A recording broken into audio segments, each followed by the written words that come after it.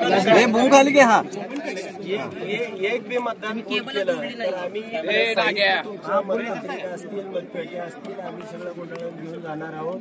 तुमच्यावर सगळ्यावरती आम्ही गुन्हे दाखल करणार आहोत. आम्ही आम्हाला 144 कलम पुकारलेलं.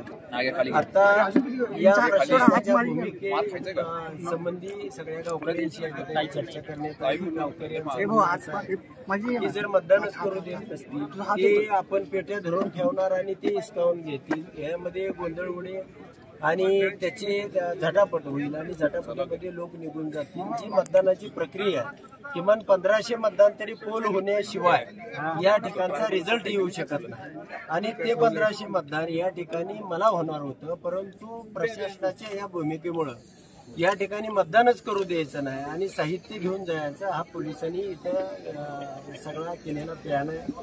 त्यामुळं आम्ही या ठिकाणी थांबण्याचा गावकऱ्याबरोबर चर्चा केल्यानंतर निर्णय घेतलेला आहे. आम्ही येणाऱ्या 8 दिवसामध्ये प्रांत कार्यालय असेल किंवा अजून जिथं सुयोग्य न्याय मागण्याचं ठिकाण असेल त्या ठिकाणी ताकदीनं 25 ते 50 हजार लोकांचा या तालुक्यातला जो आक्रोश आहे हे निवडणूक आयोगापर्यंत न्याय व्यवस्थेपर्यंत सरकारपर्यंत पोहोचवण्याचा ताकदीने प्रयत्न करू आणि यामध्ये मात्र न्याय मिळाल्याशिवाय हा उत्तमराव जानकर थांबणार नाही.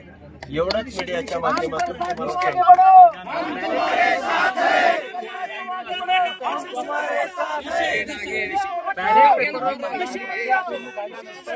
बॅलेट पेपरवर मतदान प्रक्रिया पूर्ण झाल्यानंतर तुम्हाला न्याय मिळेल अशा प्रकारचा विश्वास कसा काय वाटतो, अशा प्रकारचा सवाल उपस्थित केला. नाही, नक्कीच या गावामध्ये जे मतदान झालंय ते 1400 मतदान मला आणि 502 मतदान हे समोरच्या उमेदवारांना झालेलं आहे. मी त्याची सगळी प्रक्रिया पूर्ण अभ्यास केलेला आहे आणि असं असताना त्याला 1003 म्हणजे दुप्पट मतं दाखवलेले आहेत. म्हणजे त्याची ती सिस्टीमच होती की दुप्पट मतं कशा पद्धतीने ट्रान्सफर करते आणि म्हणून त्या ठिकाणी आम्हाला ही पडताळणी करायची की या गावाचा आक्रोश होता. या गावाला बघायचं होतं की कोणत्याही परिस्थितीमध्ये आम्ही दिलेलं मत हे ईव्हीएम मधून उत्तमराव जानकरला न जाता दुसऱ्याला का गेलं आणि त्याची पडताळणी करण्यासाठी खरं तर शासनानं ही सकाळची भूमिका घ्यायला पाहिजे होती, प्रशासनानं घ्यायला पाहिजे होती, पोलिसांनी घ्यायला पाहिजे होती.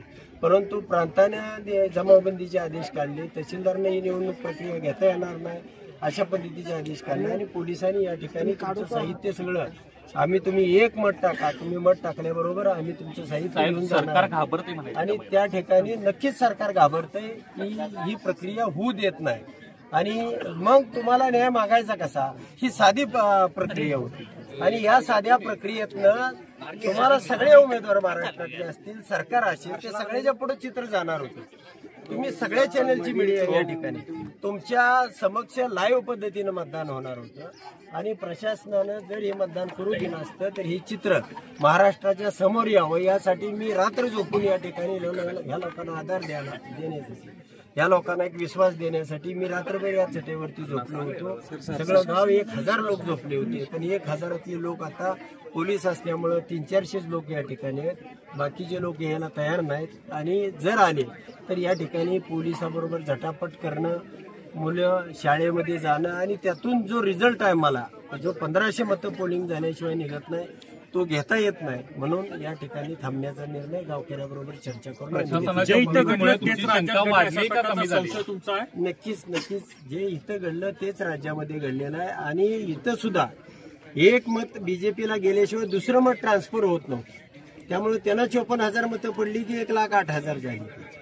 म्हणजे प्रत्येक मताला म्हणजे एकाच एक असा फॉर्म्युला आणि म्हणून त्यांनी अशा पद्धतीनं या ठिकाणी जो विरोध केला, जी जाणीवपूर्वक या ठिकाणी मतदानाची पडताळणी करू दिली नाही अशीच याच गावात नाही मी 10 गावामध्ये जरी अशा पद्धतीने आपण बूथ लावले आणि साधी प्रक्रिया सोपी प्रक्रिया गाव सो खर्चानं करतात. त्याच्यामध्ये काय कोणाला शासनाचा खर्च आहे, कुठं पोलीस प्रशासन आम्ही मागतोय, बंदोबस्त मागतोय असं काहीही नव्हतं.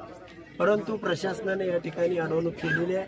निश्चितपणानं न्याय हा कोणत्याही परिस्थितीत उत्तमराव जानकर न्याय मिळवल्याशिवाय राहणार. तुम्ही मोठ्या प्रमाणात आरोप करताय की अशा प्रकारे मत ट्रान्सफर झाले, काय पुरावे आहेत जानकरांकडे? ते मी तुम्हाला एक 15 ते 20 दिवसानंतर 100% दाखवणार आहे आणि ते लाईव्ह पद्धतीने दाखवले जातील. तेवढ्यासाठीच हा गावकऱ्यांचा टास होता, मला सुद्धा बघायचं होतं. त्यासाठी मी एक रात्र मुक्कामाला या ठिकाणी येऊन थांबतो.